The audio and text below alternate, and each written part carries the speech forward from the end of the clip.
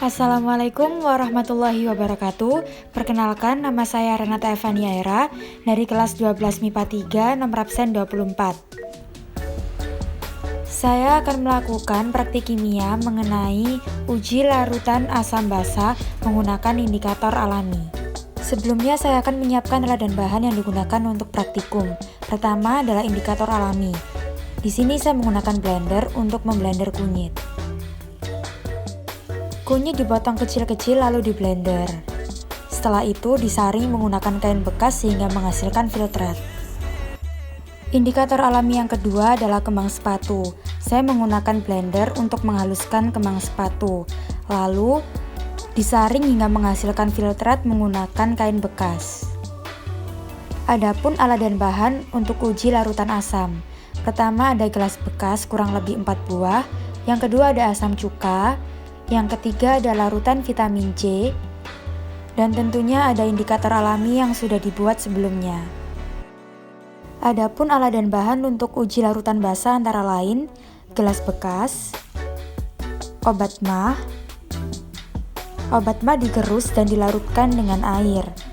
Lalu ada air sabun, dan tentunya ada indikator alami dari kunyit dan kembang sepatu. Alat dan bahan untuk uji keasaman air dan tanah. Pertama ada air limbah, yang kedua ada tanah yang dilarutkan menjadi lumpur, dan yang ketiga ada 3 ruas kunyit yang ditusuk dengan lidi. Langkah-langkah praktikum adalah sebagai berikut. Yang pertama, saya akan melakukan uji larutan asam. Saya menggunakan indikator alami dari kunyit dan kembang sepatu. Serta untuk larutan yang diuji keasamannya, gelas A dan B berisi larutan asam cuka, dan gelas C dan D berisi larutan vitamin C. Selanjutnya, saya tuangkan 10 ml larutan kunyit ke dalam gelas A dan C. Gelas A berisi asam cuka dan B berisi vitamin C.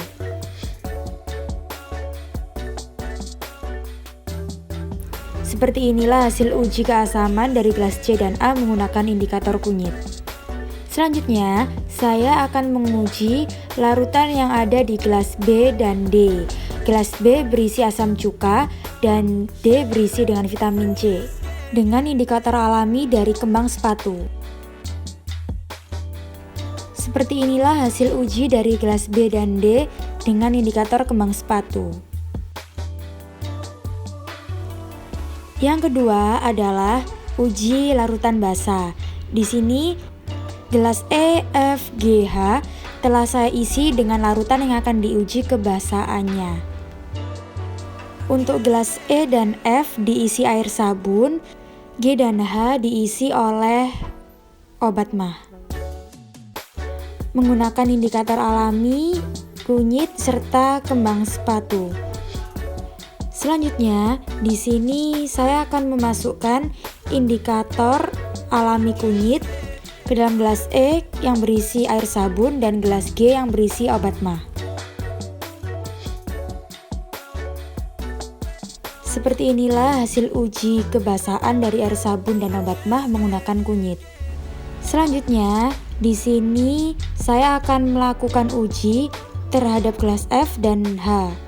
Gelas F berisi air sabun dan H yang berisi obat mah dengan indikator alami kembang sepatu.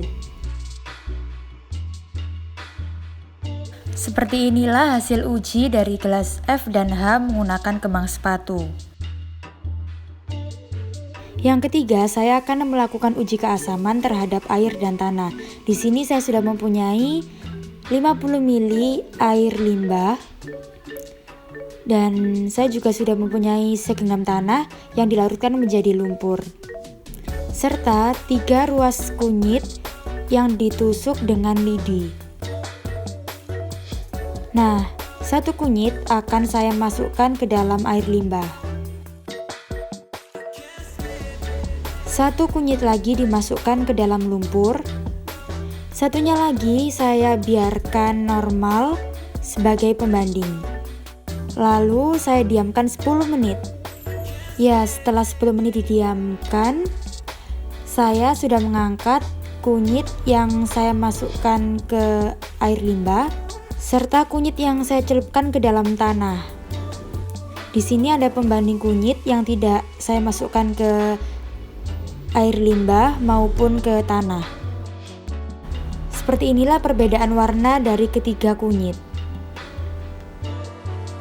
Berikut ini adalah pembahasan dan kesimpulan dari uji yang telah saya lakukan. Indikator alami kunyit akan memberikan warna kuning pada larutan asam. Jadi, dapat disimpulkan bahwa gelas A yang berisi asam cuka adalah larutan asam dan gelas C yang berisi vitamin C juga merupakan larutan asam. Indikator kembang sepatu akan menunjukkan perubahan warna menjadi merah jika dimasukkan ke dalam larutan asam. Jadi dapat disimpulkan bahwa gelas B yang berisi asam cuka dan gelas D yang berisi vitamin C merupakan larutan asam. Selanjutnya, untuk uji larutan basa, indikator alami kunyit akan menunjukkan perubahan warna menjadi coklat kemerahan apabila dimasukkan ke dalam larutan basa. Jadi dapat disimpulkan bahwa gelas E yang berisi air sabun dan gelas G yang berisi obat mah merupakan larutan basa. Kemudian, indikator alami kembang sepatu akan menunjukkan perubahan warna menjadi hijau apabila dimasukkan ke dalam larutan basa. Jadi dapat disimpulkan bahwa gelas H yang berisi obat mah dan gelas F yang berisi air sabun merupakan larutan basa. Kemudian untuk uji keasaman air dan tanah. Di sini terlihat perbedaan warna antara kunyit yang tidak diberi perlakuan dengan kunyit yang dimasukkan ke dalam air limbah serta tanah.